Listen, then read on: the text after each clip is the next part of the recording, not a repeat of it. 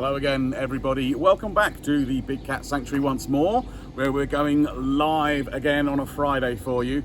Just one thing before we start, a huge big thank you again for everybody that's donated and helped support us through our hashtag Save the Sanctuary appeal. That's still going, but we are delighted to say that we are able to open in a small way from the 4th of July. Yes, we're going to be open tomorrow. Lucky adopters are coming along tomorrow to see their adoptive cats, and then we'll have our lodges and our experiences open to a limited extent, ladies and gents, but we are managing to get back open, and you'll be able to come here and see the cats for yourself. So do get online at thebigcatsanctuary.org and you can find out about all the availability of the experiences that are happening. But today we are with the fantastic Samia. There she is, waiting for her enrichment. She's one of our servals here. One of a pair, mother and daughter, and we of course have Samia eager to find out what's going on outside. But of course we have with us again the lovely Dan returning. Say Hello. hi, Dan. Hello everyone, how are we doing? Great. And Dan, what are we going to be doing with Samia today just before we let her out? So as you can see just down here we have some enrichment for Samia. So that's what we're going to be doing. We like to obviously mix up how we feed our cats in every different way, and so hopefully Samia is going to come over, have an investigate of this puzzle box feeder that we have for her. I've also stuffed it with some grass as well, just to make it slightly more interesting for her and slightly more difficult as well. And so that's hopefully what she's going to be coming over and doing for us today. Excellent, thank you, Dan. So I think, well, we won't make her wait anymore, will we? So I think now we'll let the lovely lady out and see what she does with her enrichment. Here she comes.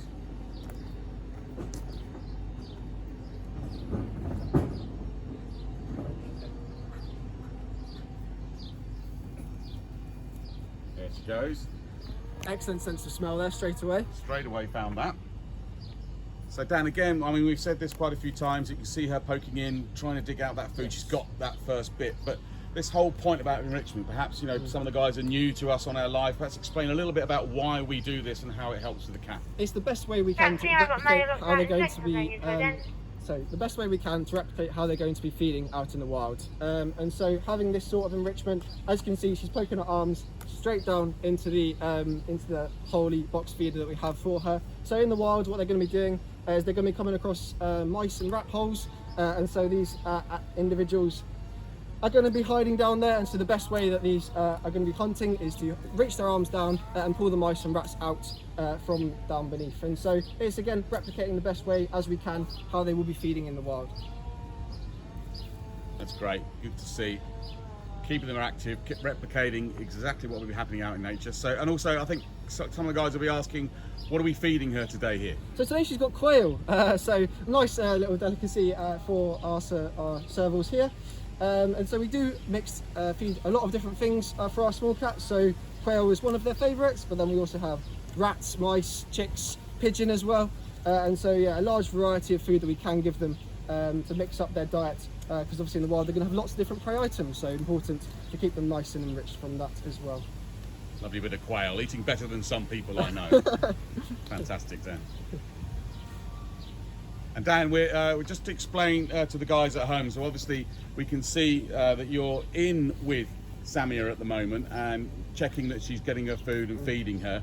Obviously sometimes as part of our experience, ladies and gentlemen, we will have that experience on our lodge stay, but at the moment it really is only the keepers that are doing this sort of activity, so they can get close contact and they can do some health checks with the cats that we've got. For our experiences at the moment, they are limited. We're not doing our cheetah experience and we're not going in with the cats, just to keep them extra safe and healthy. So you guys can still book on and do big cat encounters and hand feeds, so that's really exciting, but we're keeping this to the trained keepers going inside, just for your information. So yeah, we're allowed to come and work in with them, and like you see, I'm wearing all of the gear at the moment, and so yeah, we can just, like you say, health checks extremely important for them as well, and so it's important that we can keep this close contact with them so that we can make sure that they're all okay and healthy. But yeah, unfortunately at the moment we can't have anyone else in with them, and it's for their safety and benefit as well as ours. Great, she's enjoying her treats there, I think. Yeah. Having a good chew on that bit of quail. So Dan, tell the guys at home, some people might not have heard of servals before. Where do we find them? What are their traits? What sort of cat are they? So a serval is an African species of cat. They're quite commonly found out in those desert areas, some grassland areas as well. Kind of medium-sized small cats, so you can get slightly larger ones. They have some expert hunting methods as well. So servals are pretty amazing jumpers. So they're actually these hind legs here, longest legs in relation to body size of any cat as well.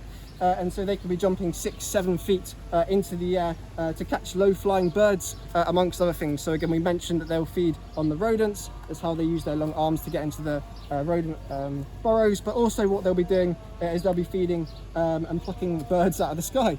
So we have to make sure and keep an eye, make sure they're not getting any breakfast for themselves around here as well. If you've just joined us, we're with Samia the serval this morning. She's enjoying her enrichment feed. Thank you to everyone who sent in stars. Good to see some returning faces again. So Dan, do you mind telling us a little bit about a serval's ears and why they're so spectacular? They are absolutely huge, and actually again, similar to the legs, largest in relation to body size of any cat. These ears can actually move independently, so like antennae, as you will see them rotating. So if I were to walk along down that side, you'd probably see her ear follow me in one particular direction. So a serval's ears actually have 20 muscles. In comparison, our ears only have 3. And so yeah, it's extremely amazing and impressive ears that these guys do have. And so that's again amazing for hunting. And so they're going to be able to hear a rodent's heartbeat several feet underground. And so extremely impressive techniques. And then they kind of hunt in the way of an Arctic fox. And so in terms of, you might have seen on documentary programs, the foxes jump up and down onto their prey, and so servals also kind of hunt in this manner as well. So yeah, really, really impressive hearing and jumping abilities. They're actually the second most successful predator out in Africa in terms of cats. So this really small cat known as a black-footed cat actually has the best kill ratio, but servals are a close second. Amazing. Good cat facts there, Dan. Thank you very much indeed. Now, the guys might have just seen on the camera there another serval next door. So, Dan, why have we got 2 servals here? So who are they? This is Dua. So this is Samia's daughter. So Samia is 10 years old. She came to us from Parc des Félines in France. And when she came here, she bred and had Dua, who is 8 years old now. And so she's just watching on. Please don't worry, she is going to get some food later on. She's not just going to watch her mum feed and go hungry. She was looking slightly jealous of the quail meal that Tam was having. And the guys might ask at home, we've got the mother and daughter here, but they're living in 2 separate enclosures. There's a good reason for that, right, Dan? Yes, so most or pretty much all cats are solitary species. And so when we had Dua and Samia living in together for a little while, but it got to the stage where mum didn't really want her daughter around anymore. It was time for Dua to move. And so she did. And she just moved over to this enclosure next door. They do communicate a little bit through the fence, especially when one of them is getting food and the other one is quite inquisitive and waiting to see what's going to be happening. But yeah, solitary species, and so they are very happy in their own space and territory. Definitely look like very happy cats, particularly this young lady devouring her quail in front of us. So Dan, for the guys at home, these are beautiful looking animals. The markings are incredible on these cats. So does that actually helps them obviously in hunting, but I hear it sort of hinders them in other ways in terms of how they're threatened out there?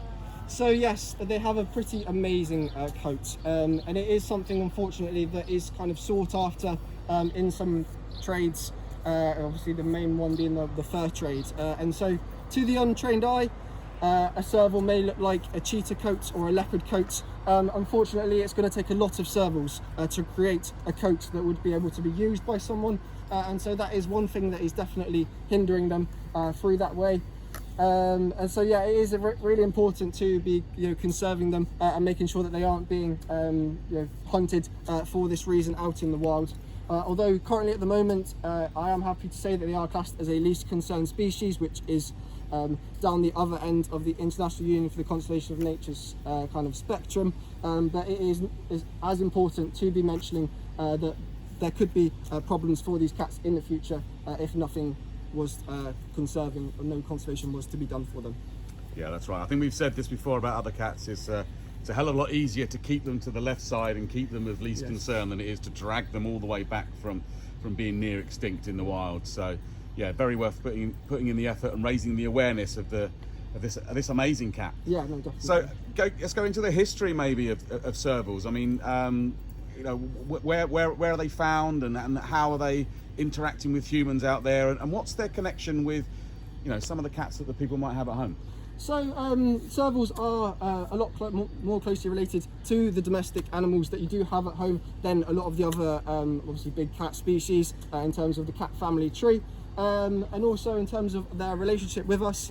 Although they are classed as least concern, they can actually work slightly well in an urbanized environment, and one of the largest populations of servals actually comes from a power plantation in South Africa, where they have been able to get in, and they are kind of feeding really well in there because the big fences prevent any other large predators getting in, and so they are doing really well. So yeah, that's kind of one good connection between humans and servals. Farmers actually also do like having them around because they are pretty amazing pest controls. They will be able to feed and take lots of rodents, but not being large enough to take a livestock animal. If you've just joined us, we're with Samia the serval. She's enjoying her enrichment feed today. If you're enjoying our lives, please let us know in the comments. Give us a like, maybe share some stars. Thank you to everyone who's given us stars already. So Dan, with Samia, she's 10 years old. How is that? Is that a good age for a serval? Yes, so she is a small cat. In the wild, they may be living between the ages of 10 to 15, and so they are doing very well. She is a slightly older lady now, but yeah, no, I'd say it's still a really good age for her. She's extremely healthy and fit and active, to being now 10 years old. Yeah, so she's doing really well. Just searching for those last little bits that she might have in there.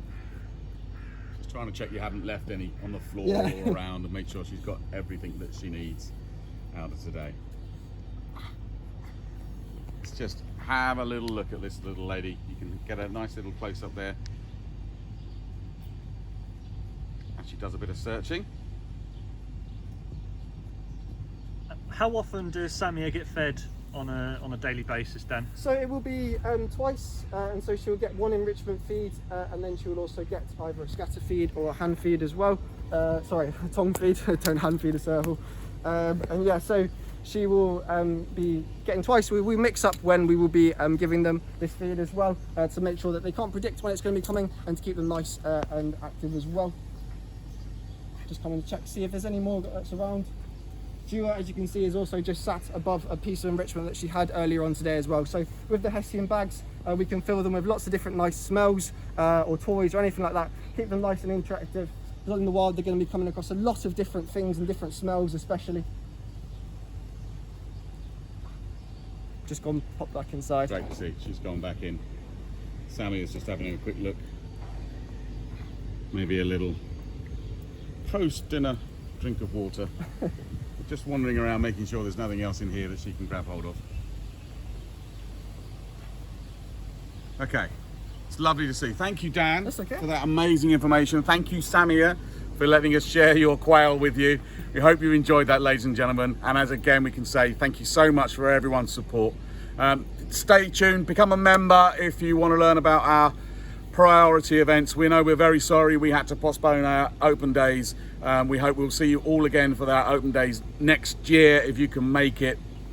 But we will be trying to put on some smaller events sometime later in the year. So if you want to find out what those are, it won't be the same as our open days. They won't be as big and brash and wonderful, but they will be small and better, and you'll be allowed to come along and see the sanctuary and the cats and have a few other different exclusive activities to get hold of. So if you want to find out about that, become a member and you'll get priority notice of those events and priority booking. So thank you again, ladies and gentlemen. We'll be back again next Friday for another live. We're going to continue these because I hope you're all loving them out there as much as we are. And we'll see you back here at the Big Cat Sanctuary very, very soon. Thank you.